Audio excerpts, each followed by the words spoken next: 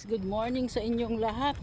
Habang nag-aantay ko kay Dodong, mag-walking muna ako dito sa yard. Kasi malaki ang yard dito. Walking muna tayo. Nag-aayos siya ng kanyang truck. At anuhin daw niya yung bulldozer niya, ililinisan niya. Hindi niya yan ako pinapatulong. Kaya walking na lang ako. Sabi ko mag-walking ako. Sabi naman niya okay. Yeah, walking tayo. Against the lights ang aking camera. Kung ano ang araw. Mainit ngayon dito mga love. Kanina lang umaga, pag umaga dito malamig. Pero walking tayo. Naka-4 na ikot na ako. Tapos umakyat pa ako sa dumpster. Gusto ko sanang halongkatin kaso lang natatakot ako baka may mga basag ba. Ang ganda yung table. Salamin pa yung table.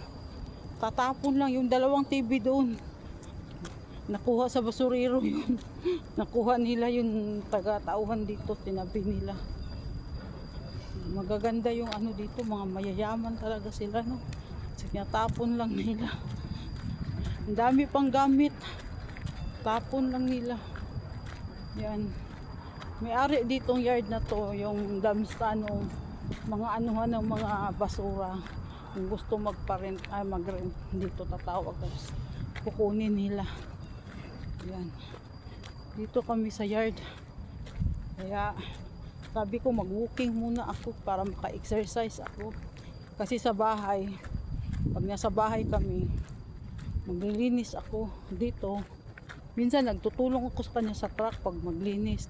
Natulungan ko siya maglinis sa truck.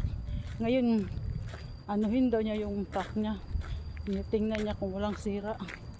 At saka yung bulldozer, linisan daw niya. Iwan ko kung nilinisan niya talaga kasi hindi namin dala yung niya, panglinis. Ayaw naman niya yung gumamit ng hindi sa kanya. Kaya dito tayo, walking tayo. Yan lang guys, see you again next time. Bye for now.